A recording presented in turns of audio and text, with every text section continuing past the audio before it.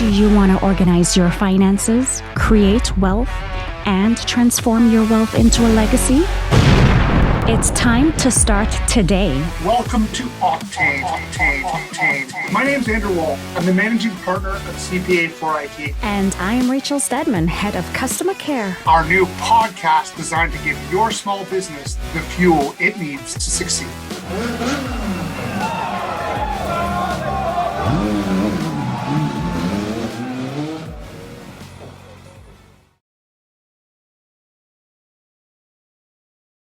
Hello and welcome to another episode of Octane. I'm your host, Andrew Wall, and once again, I'm joined by my father, George Wall.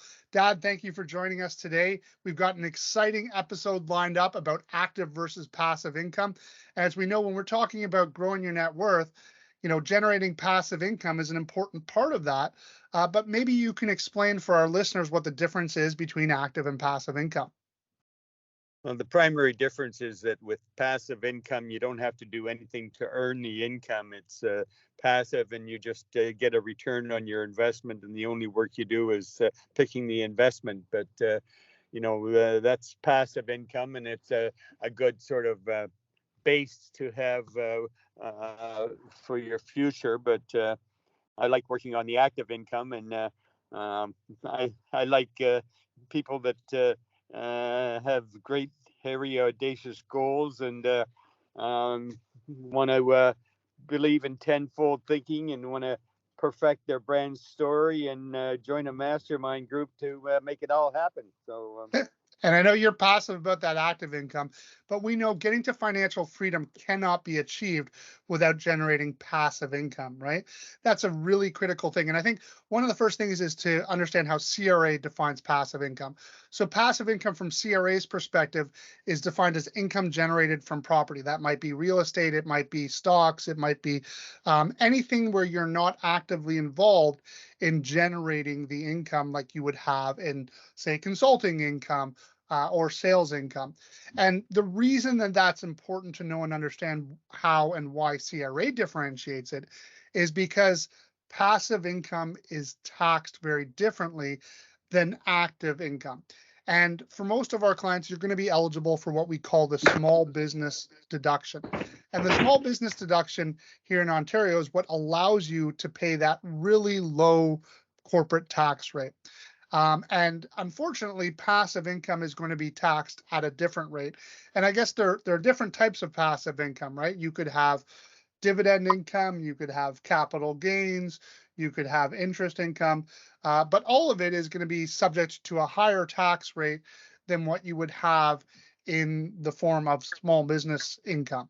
But I guess the question is, why is it important to be generating passive income, right? And why do we then want to take the assets that, hey, if you've got this business that's generating 10x returns and it's building money in a corporation, why is it important, Dad, to invest that and generate a return as opposed to let it just sit in your bank account and generate, the 1% or 2% of interest that the bank might give you? Well, the passive income is the ultimate goal. You want to get to the point eventually where you are relying entirely on passive income and you don't have to do anything to generate the income. But that's gradually something you phase into. Depends on your age. I'm 81 and still haven't phased into it. Yeah, and I think that for a lot of our clients, anyone who's been through our personal net worth assessment, one of the things that we're looking to help you achieve is your financial freedom number. And your financial freedom number basically is the number at which you could generate a return and live off that return without having the requirement to generate that active business income. So Right. When we talk about helping our clients organize their finances, create wealth, and transform wealth into a legacy, what we're talking about creating wealth is generating enough of a net worth that you can live off of that passive income for the rest of your life. And if done properly, you can live off the annuity or the return on that passive income without ever needing to touch the principal. And that then means that this principal becomes the legacy that you're able to pass on to your children, an important cause, or whatever you'd like. right? And so that's the big vision that we have here at CPA4IT, is to help you guys, organize your finances, create that wealth, and transform that wealth into a legacy. And that's what we mean by doing that. And that's why passive income is really an important stepping stone to creating that legacy. But I think one of the other things that we do have to understand is that there are, like I said, some tax implications. Not only is there a different tax rate depending upon the type of passive income that you've got, there are also some rules that the CRA has put in place a few years back where the amount of passive income that you have can begin to erode the small business deduction rate. So right now, as of this recording, there's a rule that says if you're generating more than $50,000 of passive income, every dollar over $50,000 will begin to erode the small business tax rate. And what that means is that if you're a small business and you're eligible for the small business tax rate and you begin to erode the small business threshold, then you will have less room for the amount of income that you can claim at the small business tax rate. And then you're going to go from the small business tax rate to the general income rate, which is, more than double the tax rate. I'm going to try and avoid giving actual rates because I know we want to make this evergreen so that it's always consistent. And what I can tell you is no matter what the tax rate is today, the difference between the general rate and the small business rate is substantially higher.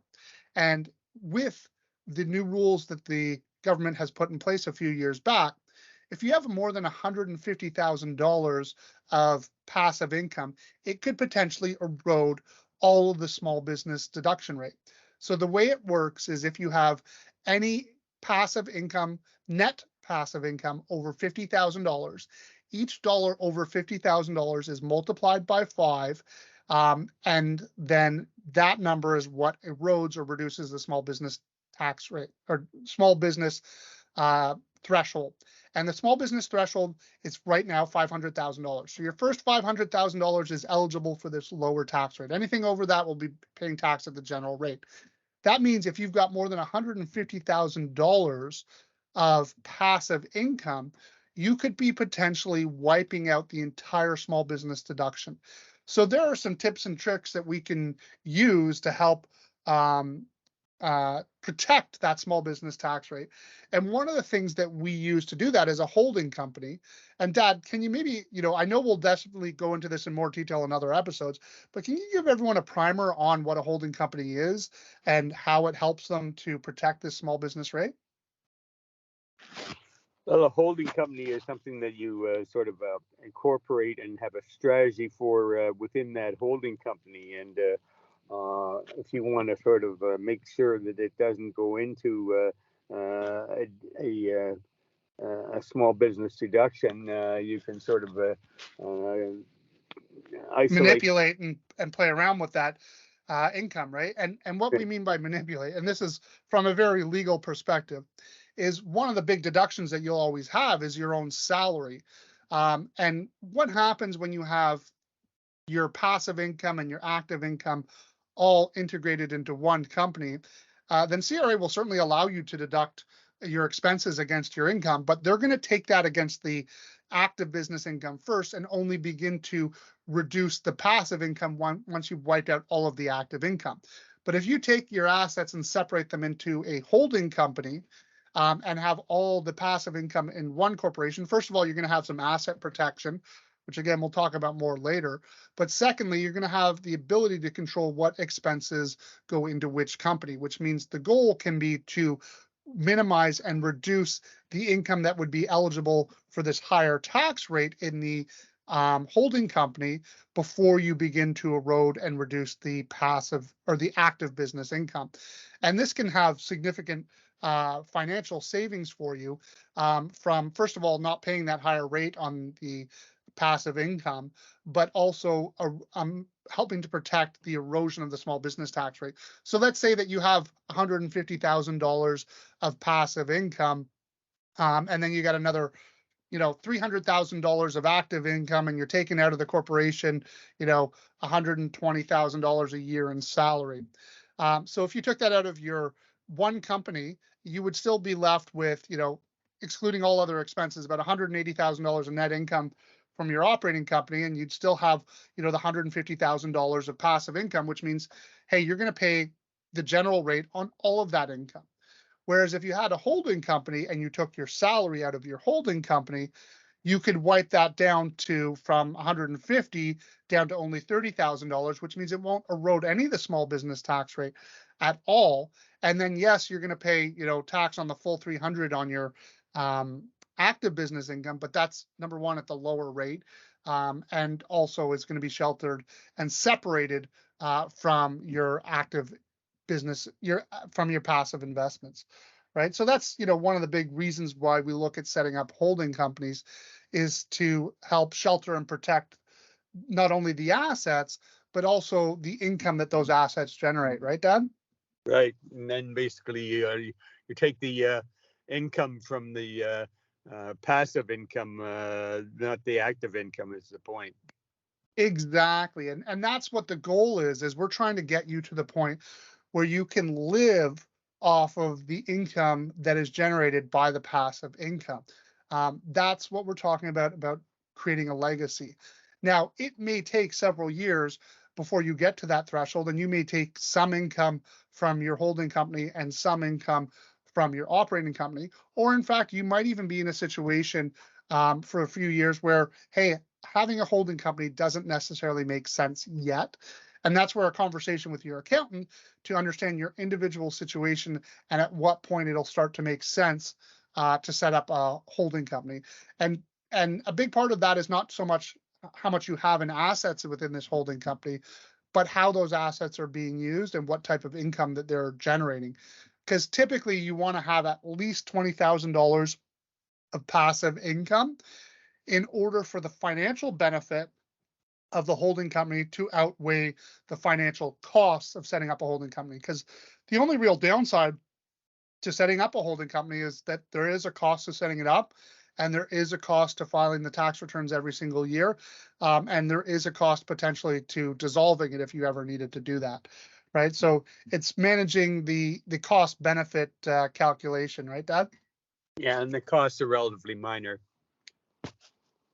Yeah, but depending upon what your income is, the one thing is I do want to caution people. I've seen situations where people go out and they have big aspirations, just like we've seen people set up corporations before they needed to when they could operate as a sole proprietor.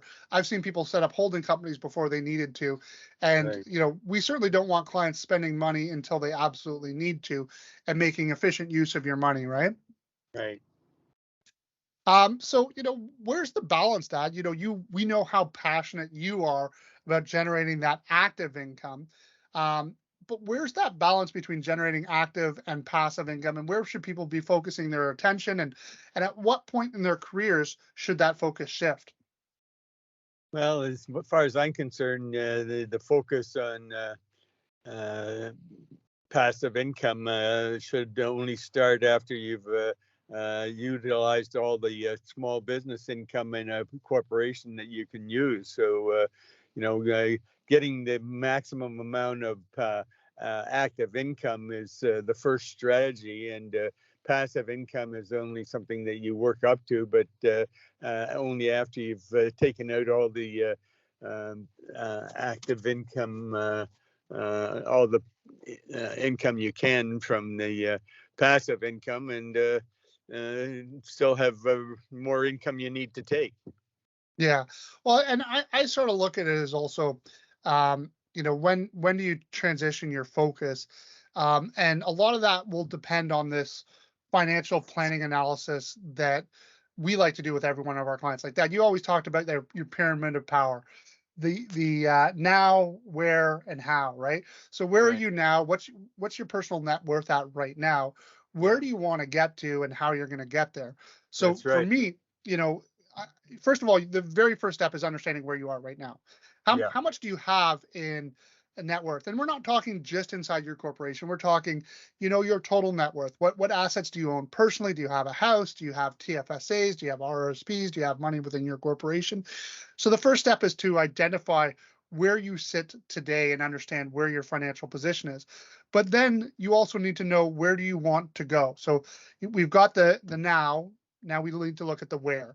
And the where, typically how we like to look at it is, well, how much money do you need to have on a monthly basis in order to feel like you don't need to worry about generating that active business income? And I know there's lots of people out there who will tell you, oh yeah, you only need about 80% of what you're spending now. I always tell people, calculate it based on what you're spending today. I'd rather you have some extra gravy left over and, be able to spend more money traveling. Because the other thing too is, as I've seen in many, many situations, people don't actually spend less in retirement. They want to travel more. They want, vacation properties. They've got grandkids they want to spend the money on. Usually in retirement years, you can easily spend just as much as you were spending in your active earning years. So I think from the where perspective, I think that. Yeah, your spending certainly hasn't cut back. It's just a good thing we haven't got that McLaren yet. um, Extreme. that's his big dream right now is he wants a McLaren. I want $1 million car. Yeah, but I think when you understand the wheres, you want to just start with where you are today, right? And what kind of monthly income do you need to be able to not generate any active income and still be fine? And then from that, what we will do is divide that by your estimated rate of return. And your estimated rate of return could change from one year to the next, which is why it's important to do your pyramid of power every single year. But you look at your estimated rate of return and you simply divide your goal for monthly income. You do have to project that out over an annual basis. So take your monthly income, multiply that by 12, and then divide that by your estimated rate of return. And that'll get you to your goal as far as how much you need to have in personal net worth in order to live off of that passive income. And then once you've done that, you can translate that into how many years you want to continue to work for, and just simply divide that number as far as putting together a goal on where you want to on how you're going to get to financial freedom, right? So the now is your personal net worth assessment. The where is your monthly income multiplied by 12 divided by your estimated rate of return, and your how is simply taking the delta between your where and your now and dividing that by the number of years that you have in order before you wish to retire, right? And that can get you your, as you call it, Dad, your pyramid of power for transitioning from active to passive income, right? Would that be a fair way of looking at it? Yeah, I think so. So I guess, in wrapping up here, are there any other important factors you want to make sure people understand and when we talk about active versus passive income? Well, they should understand that the rates are substantially different, not just moderately different. They're about half the rates, and it's quite a benefit to be able to access the small business deduction. You can pay as little as 12.5% on income earned in the corporation and still distributed it as a dividend. That's a pretty big benefit of a corporation. Yeah, I mean, I guess what, I was trying to avoid talking about some specific rates because they do change every single year. But here in Ontario, we're only talking 12.2% tax rate on small business income. And the general rate can go as high as 38%. Now, there is usually a federal tax abatement and some other deductions that you'll get against that 38%. So it might come out to be closer to 28 by the time you're all said and done. But the general rate is 38% versus 12.2%, which is more than 3 times Right. the difference in tax rate. Now, that doesn't mean that you don't want to generate passive income. You absolutely do need to generate passive income. But again, yeah, well, but the key is, how are you structuring your corporation to minimize the tax on that? And, the other thing too is, we didn't really touch too much on the difference between how dividends are taxed versus how a capital gain is taxed versus how interest income is taxed. And those are taxed differently. And most importantly, some people are probably familiar with the concept that on a capital gain, you actually only pay tax on half of the capital gain. So even if it was the full 38%, which it's not, you're actually only paying that on half the income. So if you had a $100,000 capital gain, you're paying the higher rate on only $50,000. So it's not quite as bad as it seems, and there's lots of strategies that your accountants can do to help you deal with this tax effectively, but you are not going to get to financial freedom without generating passive income. So it's an important thing to know and understand how that affects your small business income while you're continuing to earn it, and the strategies that you're going to take. So when we talk about that transition, the first step is going to be, you're solely focused on generating that active income and putting money into your corporate savings account or corporate investment account. And then once you're building up enough that you're generating at least $20,000 worth of passive income, you may look at setting up a holding company, and that might be able at that point to generate part of the income you need to live off of. And then once you get to the point where you're generating sufficient income that you can live off that annuity and never need to touch that principal, you can look at selling your active business income or closing it down and transitioning from active income to solely living off of passive income. And with that, I think those are the key points I want everyone to be aware of. And I want to remind everyone that our mission here is to help you organize your finances, create wealth, and transform wealth into a legacy, and that generating passive income is an absolutely critical component of being able to make that transition. So thank you again, Dad, for joining me on this week's episode of Octane. And I look forward to seeing you again next week as we talk about more tools to help our clients create wealth. And grow legacies. Yeah, and create legacies. Awesome. Thanks, Dad. Thank you.